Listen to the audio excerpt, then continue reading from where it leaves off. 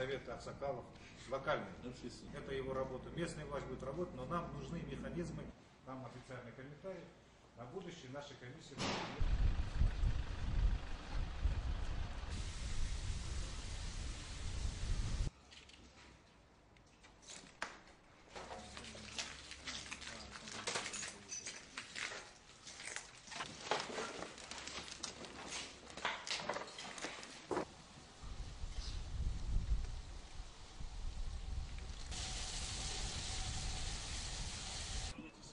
Применение боевого оружия только за счет специальных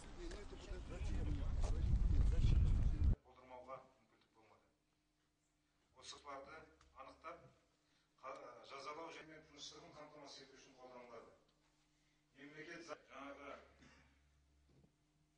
еңбек дауын облысымызда соңғы кезде болып өткен. Бұл мен енді тәуелсіздігіміздің 20 жылдығына байланысты. осыған үлкен түсіністікпен